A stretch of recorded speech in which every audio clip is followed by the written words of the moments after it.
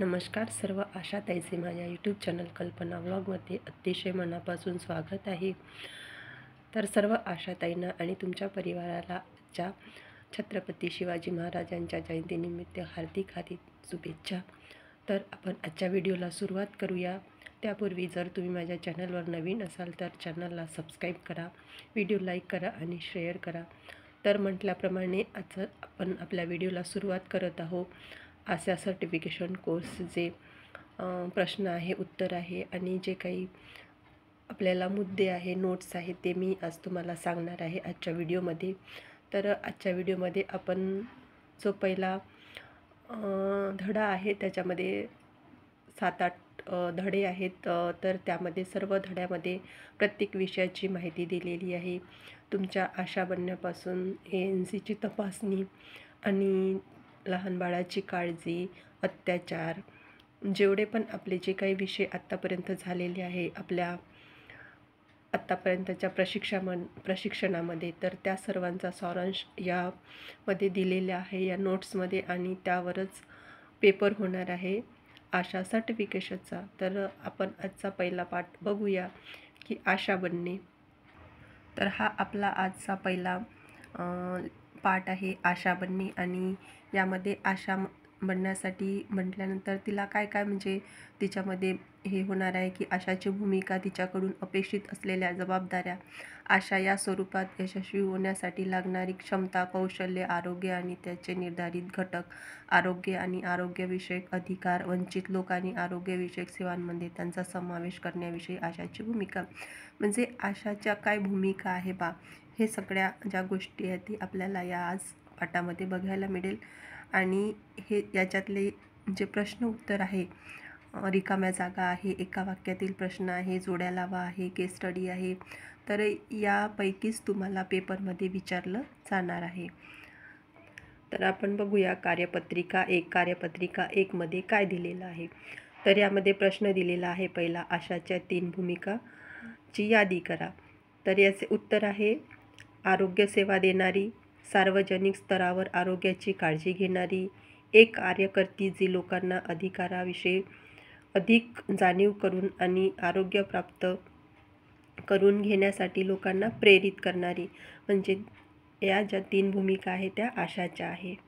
तर अशा प्रकारे प्रश्न आणि दिलेले आहे आणि त्याचे उत्तर आपल्याला लिहायचे आहे। तर हे जे उत्तर आहे, तर आपलं जे ट्रेनिंग झाले आहे HBNCचं 5, 6 आणि 7 जे आपलं मॉड्यूल आहे त्यामधले जे धडे आहे आपले, तर त्या धड्यावर आधारित हे प्रश्न आहेत आणि त्यानुसार आपल्याला याचे उत्तर लिहायचं आहे। तर आपण आता पहिला प्रश्न बघितला की आशाच्या भूमिका। आता दुसरा प्रश्न आहे आपल्याला, आशाने आपल्या कार्यक्षेत्रात राबविण्यास योग्य अशा 5 कार्यक्रमाची यादी करा। तर आशा जे आहे ते कोणते कामं तिचे आहेत, तर 5 कार्यक्रमाची आपल्याला यादी करायची आहे। तर गृहभेटी देणे, विएचएनडी सहभाग, आरोग्य केंद्राला भेटी, ग्राम पातळीवर सभा नियोजन करणे, रेकॉर्ड आणि नोंदी ठेवणे। तर हे आहे 5 आशाचे कामं। तर यामध्ये हा प्रश्न कसा विचारला आहे, आशाने आपल्या कार्यक्षेत्रात राबविण्यात योग्य अशा 5 कार्यक्रमाची यादी। तर हा प्रश्न पहा, आपल्याला काय विचारला जाते की आशाची 5 कामे काय आहे, पण इथे पहा प्रश्न कसा विचारला, आशाने आपल्या कार्यक्षेत्रात राबविण्यास योग्य अशा 5 कार्यक्रमाची यादी। तर असे जे प्रश्न आहे, तर पेपरमध्ये अशाच प्रश्नाची रूपरेषा असते की तुम्हाला प्रश्नाचं उत्तर आपल्याला माहिती असते, पण तो प्रश्न असा वेगळ्या पद्धतीने विचारला जातो। त्यामुळे आपण पेपर सोडवताना खूप कन्फ्यूज होतो की नेमका त्या प्रश्नाचं उत्तर काय आहे। तर अशा प्रकारे प्रश्न दिलेले असतात। त्यानंतर आहे तिसरा प्रश्न, शिशु जन्मलेल्या घरी आशा जाताना पहिली कोणती गोष्ट केली पाहिजे, योग्य पर्यायावर अशी खूण करा। तर जेव्हा आशा शिशु जेव्हा जन्मलेल्या घरी जाते तर तिने कोणती गोष्ट केली पाहिजे, तर पहा योग्य पर्यायावर अशी खूण करा म्हणते। तर ए आहे परिस्थिती समजण्यासाठी माहिती एकत्र करणे, बी आहे आईला बाळाच्या देखभालीविषयी सूचना देणे आणि तिसरं आहे बाळाचे परीक्षण करणे। तर याचं योग्य उत्तर आहे परिस्थिती समजण्यासाठी माहिती एकत्र करणे। त्यानंतर आहे आशाला कार्य करताना कोणती मूल्य मार्गदर्शन करतील, योग्य पर्यायावर राईट अशी खूण करा। तर इथे पहा काय दिलेलं आहे. ए आहे प्रत्येक व्यक्तीशी सारखेच वर्तन करणे, लोकांच्या परंपरा आणि विचार यांचा आदर करणे, आदर्श व्यक्ती बनणे. आणि डी आहे वरील सर्व घटक. तर या प्रश्नाचं उत्तर आहे वरील सर्व घटक. कारण आशाला कार्यकर्त्यांना कोणती मूल्ये मार्गदर्शन करतील, तर प्रत्येक व्यक्तीशी सारखेच वर्तन करणे म्हणजे समाजातील गरीब असो श्रीमंत असो तर आपल्याला प्रत्येक व्यक्तीसोबत सारखंच वर्तन करायचं आहे. लोकांच्या परंपरा आणि त्यांचा आदर करणे, आदर्श व्यक्ती बनणे. आणि तर हे सगळे ज्या गोष्टी आहे मूल्य मार्गदर्शन हे आशाला काम करताना पडणार आहे. त्याच्यानंतर आहे आरोग्य सेविकेकडून प्रसूतीपूर्व देखभाल सेवा दिल्या जातात तो दिवस कोणता. तर याचं उत्तर आहे ग्राम आरोग्य व पोषण दिवस, ज्याला आपण VHND डे म्हणतो, जो साजरा करत असतो प्रत्येक महिन्याला. त्याच्यानंतर आहे आपल्या गावात ग्राम आरोग्य आणि पोषण दिवस VHND किती वेळा आयोजित केला जातो. तर याचं उत्तर आहे महिन्यातून 1 वेळा. त्याच्यानंतर आहे प्रश्न 7वा, ग्राम आरोग्य आणि पोषण दिवस कोठे भरविला जातो. तर प्रत्येक गावामध्ये तो अंगणवाडी केंद्रामध्ये भरविला जातो. त्याच्यानंतर आहे 8वा प्रश्न, ग्राम आरोग्य आणि पोषण दिनासाठी आशाने आरोग्य सेविकेशिवाय आणखी कोणाशी संपर्क करावा. उत्तर आहे त्याचं अंगणवाडी सेविकेशी. तर आपला जो VHND डे असतो त्या दिवशी तर आपण आपल्या आरोग्य सेविकेसोबत आपला संपर्कच असते, पण जिथे आरोग्य दिवस आपण साजरा करतो ते अंगणवाडी सेविकेशीसुद्धा आपल्याला संपर्क करायचा आहे. तर अशा प्रकारे हे कार्यपत्रिका जे पहिले आहे त्यामध्ये आपण प्रश्न उत्तर बघितले आहे. तर जेव्हा तुमचं प्रशिक्षण होते तेव्हा तुम्हाला हे पुस्तक दिले जाते आणि या पुस्तकामध्ये हे प्रश्न असतात. तर या प्रश्नाचं उत्तर आपल्याला यायला हवे, कारण हे सर्व आपल्याला झालेलंच आहे. पण आपण काय करतो की आपलं नेमकं विसरून जाते. आपलं जेव्हा ट्रेनिंग होते, समजा उजळणी होते, प्रशिक्षण होते, तर आपलं झाल्यानंतर काही दिवसांनी आपण हे विसरून जातो. तर या ज्या प्रशिक्षणामध्ये हे जे प्रश्न उत्तरं आहे, प्रश्न दिलेले आहे, तर सगळे आपल्याला 5, 6, 7 जे आपलं मॉड्यूल आहे त्यामध्ये झालेले आहे. त्याच्यानंतर आपण बघू प्रश्न कार्यपत्रिका 2. तर प्रश्न आहे सामुदायिक आरोग्यासाठी योजना तयार करत असताना आशा कोणत्या ग्रामीण समितीला सहाय्य करू शकेल. तर जी VHNSची समिती आहे, ग्राम आरोग्य पोषण समिती, हे याचं उत्तर आहे. कारण आपण जेव्हा गावातल्या काही गोष्टीसाठी ठराव वगैरे घेत असतो किंवा आपल्याला एखादी गोष्ट करायची असते तर तेव्हा आपण ह्या समितीची मदत घेत असतो. की एखादा समजा उदाहरणार्थ एखादा कुपोषित मुलगा आहे, गरीब आहे, तर त्याला समोरच्या उपचारासाठी जर काही आपली समिती मदत करायची असेल आपल्याला, तर आपण समितीची सभा घेऊन तिथे ठराव घेतो आणि त्या मुलाला मदत करतो. तर असे हे समितीची आपल्याला मदत घ्यायची आहे. त्याच्यानंतर आहे ग्रामीण आरोग्य स्वच्छता आणि पोषण समितीचे सदस्य कोण असतात. तर आशा, अंगणवाडी सेविका, आरोग्य सेवक, आरोग्य सेविका, बचत गट सदस्य, पंचायत प्रतिनिधी, महिला मंडळ, हातपंप मेकॅनिकल, स्वयंसहायता बचत गट, स्वयंसहायता गटाचे प्रतिनिधी, शिक्षक, महिला व वंचित गटातील लोक आणि समाजातील इतर सदस्य. म्हणजे आपल्या समितीमध्ये बघा कोण कोण असते. अंगणवाडी सेविका असते, आरोग्य सेविका असते, आरोग्य सेवक असतात, शिक्षक असतात आणि बचत गटाचे महिला अध्यक्ष सदस्य जे काही असतील ते असतात आणि इतर जे गावातील लोक आहे ते सुद्धा असतात. त्यानंतर आहे ग्राम आरोग्य आणि पोषण दिनासाठी भाग घेण्यासाठी पंचायत समिती सदस्यांना प्रोत्साहन दिले पाहिजे. चूक की बरोबर. तर याचं उत्तर आहे बरोबर. त्यानंतर आहे ग्रामीण आरोग्य स्वच्छता आणि पोषण समितीची मुख्य कार्य कोणती. तर आपली जे समिती आहे ग्राम आरोग्य पोषण समिती, तिचे कार्य काय आहे. स्वच्छता व आहाराविषयी जागृती करणे, मिळणाऱ्या आरोग्य सेवांची देखभाल करणे, गावाविषयी माहिती, संस्थाविषयक माहिती कळविणे, गावातील आरोग्य स्वच्छता व आहाराविषयी जागृती करणे, मिळणाऱ्या आरोग्य सेवांची देखभाल करणे, गावाविषयी माहिती देणे, संख्याविषयी माहिती देणे, जमविणे व वरिष्ठांना कळविणे, गावातील आरोग्य योजना आखणे, त्यांचा पाठपुरावा करणे. त्यानंतर आहे पिण्याच्या पाण्याच्या सुविधेत सुधारणा करणे, आरोग्यावर परिणाम करणाऱ्या समाजातील घटकात सुधारणा करणे. तर हे या समितीचे काम आहे. तर असे हे सुद्धा प्रश्न आपल्याला याच्यापैकी कोणताही प्रश्न पेपरमध्ये येऊ शकतो. ग्राम आरोग्य आणि पोषण दिनासाठी आशाने कोणाला प्रोत्साहित करावे? गर्भवती महिला, प्रसूतीनंतरच्या देखरेखीसाठी महिला, लसीकरणाचे मुले,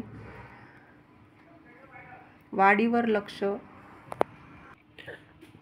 स्वच्छता आणि आहारविषयक जागृती करणे, मिळणाऱ्या आरोग्य सेवांची देखभाल करणे, गावाविषयीची माहिती, संख्याविषयक माहिती जमविणे व वर कळविणे, गावासाठी आरोग्य योजना आखणे, त्यांचा पाठपुरावा करणे, पिण्याच्या पाण्याच्या सुविधांमध्ये सुधारणा करणे आणि गावाची स्वच्छता वाढविणे, आरोग्यावर परिणाम करणाऱ्या सामाजिक घटकात सुधारणा.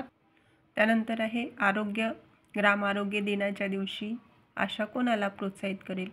तर गर्भवती महिला, प्रसूतीनंतरच्या देखरेखीसाठी महिला, लसीकरणासाठी मुले, वाढीवर लक्ष आवश्यक असणारी मुले, कुपोषित मुले, डाट्स उपचार पद्धती घेत असणारे क्षयरोगी, हिवतापाची लक्षणे असणाऱ्या व्यक्ती, आजाराने त्रासलेल्या व्यक्ती, विवाहित जोडपी ज्यांना गर्भनिरोधक सेवांची गरज आहे. तर अशा लोकांना आपल्याला लसीकरणाच्या दिवशी, विवेचनेच्या दिवशी प्रोत्साहित करायचं आहे. त्यानंतरचा प्रश्न आहे प्रश्न क्रमांक 6. जर कोणी गर्भवती महिला ग्राम आरोग्य आणि पोषण दिनाला येण्यासाठी संकोच करत असेल तर आशाने काय केले पाहिजे? योग्य पर्यायापुढे राईट अशी खूण करा. तर आपल्याला पर्याय दिलेले आहे. ए. दुर्लक्ष करावे, बी. आरोग्य सेविकेकडे तिची तक्रार करावी आणि सी आहे तिला ग्राम आरोग्य आणि पोषण दिन कार्यक्रमाला घेऊन यावे. तर याचे बरोबर उत्तर आहे तिला ग्राम आरोग्य पोषण दिनाच्या दिवशी घेऊन यावे. त्यानंतर आहे केस स्टडी कार्यपत्रिका 3. खालील अभ्यासासाठी आपल्याला दिलेली डायरी, दैनंदिनी व स्टॉक कार्डचा वापर करा. खाली दिलेली केस स्टडी करा. त्या स्थितीशी संबंधित खालील प्रश्नांची उत्तरे लिहा. बघा केस स्टडी काय आहे. तुम्ही सुकन्या पंचायतीची आशा आहात. खेडेगावात एका गर्भवतीचा मृत्यू झाला आहे. अशा प्रकारचे मृत्यू कसे वाचवता येतील यासाठी ग्रामीण आरोग्य, स्वच्छता आणि पोषण समितीची बैठक बोलावली आहे. आपत्कालीन स्थितीत वाहन मिळणे व वाहन उशिरा येण्याच्या अडचणीवर आपण चर्चा करणार आहोत. निवडून आलेल्या सरपंचांनी आशाला सांगितले की गर्भवती महिलेची मृत्यू कमी करण्यासाठी त्यांना एक योजना बनवायची आहे. तर या केस स्टडीवर प्रश्न आपण आता बघूया. तर पहिला प्रश्न आहे, चांगली योजना बनवण्यासाठी तुम्ही त्यांना कोणत्या प्रकारची माहिती घ्याल? तर याचे उत्तर आहे, गावातील गर्भवती महिलांची संख्या किती आहे, प्रत्येक गर्भवती महिलेच्या प्रसूतीची योजना, अधिक जोखमीच्या माता गर्भवती महिलांची संख्या, जवळच्या ग्रामीण आरोग्य केंद्र व प्राथमिक आरोग्य केंद्रातील सुविधा आणि त्यांचा संपर्क क्रमांक, ज्या ठिकाणी विशेष सेवा आहे त्या ठिकाणी शस्त्रक्रियेद्वारा प्रसूती करण्याची सोय आहे, ज्या ठिकाणी संकट काळात रक्त देण्याची सोय आहे असे आरोग्य केंद्र, आणि तातडीच्या वैद्यकीय मदतीसाठी वाहतुकीच्या सोयीची माहिती. चांगल्या योजना बनवण्यासाठी तुम्ही त्यांना कोणत्या प्रकारची माहिती द्याल हे या प्रश्नाचे उत्तर आहे. तर मैत्रिणींनो, प्रत्येक हे जे केस स्टडी आहे याचे प्रश्न तुम्हाला आले पाहिजे, कारण या केस स्टडीवरूनच आपल्याला खूप साऱ्या गोष्टी अशा माहीत पडतात की आपण त्या परिस्थितीमध्ये काय करायला पाहिजे.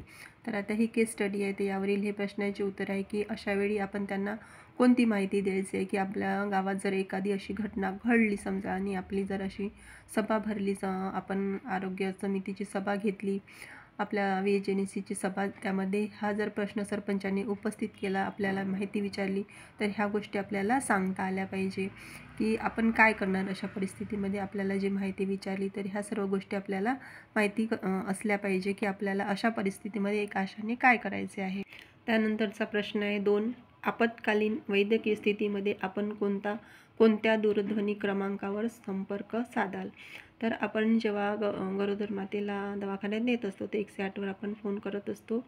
तर हा 108 जो नंबर आहे तो प्रत्येक राज्यामध्ये तो वेगळा पण असू शकतो. त्यानंतर आहे रुग्णवाहिकेची सेवा फुकट असते की त्यासाठी पैसे घ्यावे लागतात? तर याचं उत्तर आहे निःशुल्क सेवा. ही निःशुल्क सेवा असते, याची आपण 1 रुपया रुग्णाकडून घेत नाही. आशा डायरी तुम्हाला तुमच्या कामाच्या नोंदी ठेवण्यासाठी मदत करते. याशिवाय कोणती माहिती त्यातून मिळते? तर आशा डायरीमुळे नोंदी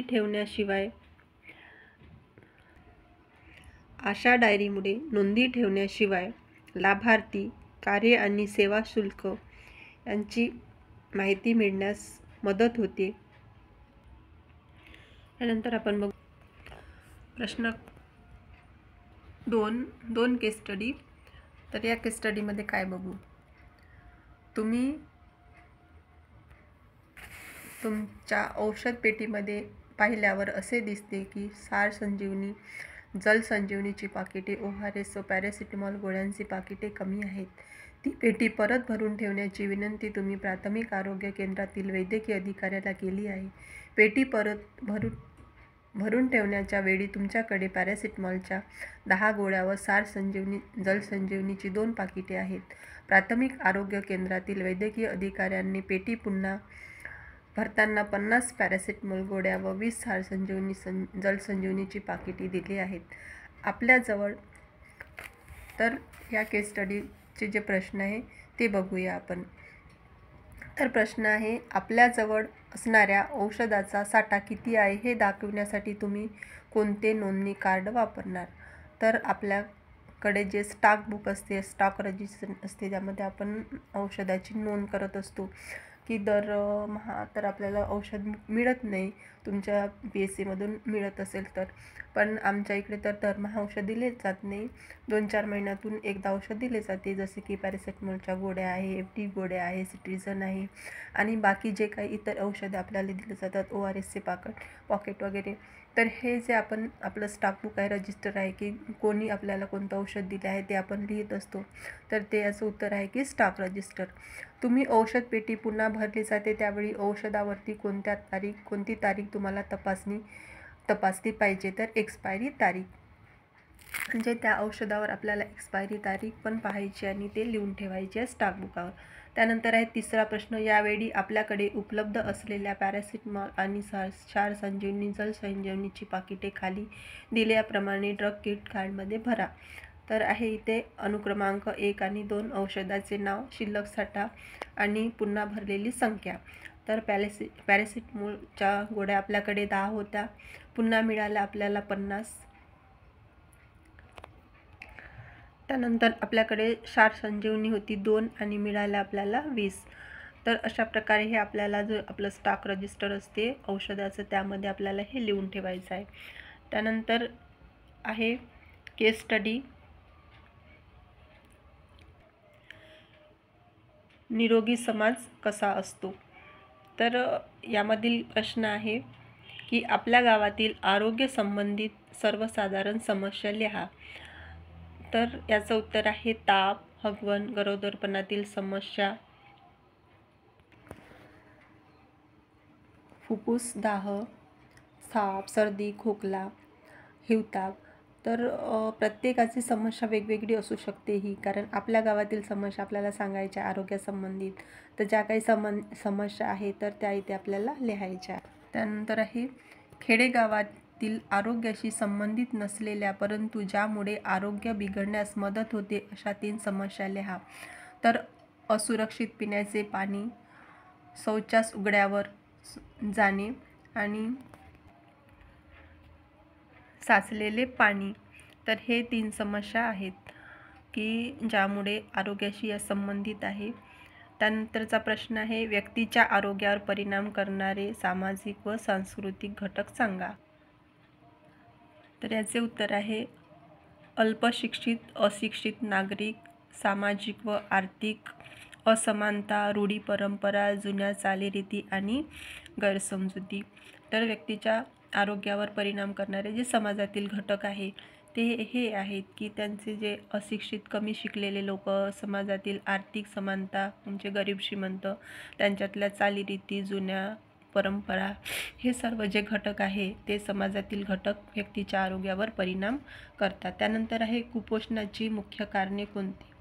तर कुपोषणाचे मुख्य कारण आहे दारिद्र्य, खाण्यापिण्याच्या अयोग्य सवयी, संसर्गजन्य विकार, ह्यामुळे कुपोषण वाढते. त्यानंतर आहे स्वच्छतेच्या सवयी आणि सुरक्षित पर्यावरण हे घटक चांगले आरोग्य व समाज कल्याण याला मदत करतात. चूक की बरोबर? ते हे बरोबर आहे. त्यानंतर आहे प्रश्न क्रमांक 6. सरकारच्या कोणत्या योजनेअंतर्गत 6 वर्षाखालील मुलांना पूरक आहार दिला जातो? तर एकात्मिक बाल विकास योजना, जे अंगणवाडीमध्ये आहार आहे तो या योजनेअंतर्गत दिला जातो, एकात्मिक बाल विकास योजना. तर अशा प्रकारे आज आपण सर्टिफिकेशनचं जो प्रशिक्षण आहे त्याचा जो पहिला पार्ट आहे आशा बनणे, त्यावर काही प्रश्न उत्तर बघितले. आणि हे जे प्रश्न उत्तर आहे तर याचपैकी काही प्रश्न आहे, केस स्टडी आहे, रिकाम्या जागा आहे, चूक बरोबर आहे. तर हे सर्व याच्यापैकीच तुम्हाला पेपरमध्ये विचारलं जाणार आहे आणि हेच तुम्ही अगदी व्यवस्थित म्हणजे अभ्यास करायचा आहे याचा, या मुद्द्यांचा, या प्रश्नांचा आणि केस स्टडीचा. तर आपला व्हिडिओ आज इथे समाप्त करू, कारण खूप सारे विषय एकाच वेळी घेतले तर व्हिडिओ खूप मोठा होणार आहे. तर थोडा म्हणजे भाग घेऊन मी व्हिडिओ बनवणार आहे. तर काही मी प्रश्नाचे उत्तरं जे आहे ते पेन्सिलने लिहिलेले आहे, कारण आम्हाला जेव्हा आमचं प्रशिक्षण झालं तर तेव्हा आम्हाला पेनीने लिहायला त्या मॅडमने मनाई केली होती की तुम्ही पेन्सिलनेच लिहा आणि चुकलं तर तुम्हाला नंतर मग खोडता येणार नाही. कारण आम्हाला जेव्हा ट्रेनिंग सुरू होतं आमचं, तेव्हाच आमच्याकडून हे प्रश्न विचारून उत्तर सांगून आमच्याकडून लिहून घेतलेले आहेत, त्याच्यामुळे हे पेन्सिलनं लिहिलेले आहेत. तर थोडे काही ठिकाणी अस्पष्ट झालेले आहे, कारण आता 5-6 वर्ष झाले आमच्या ट्रेनिंगला. तर कोणाला जर काही नाही समजलं तर आशाताईंना तुम्ही कमेंट्समध्ये विचारू शकता. तर त्याचं मी उत्तर तुम्हाला देईलच, तुम्हाला जर काही अडचण आली तर. आजचा व्हिडिओ आपण इथे समाप्त करूया.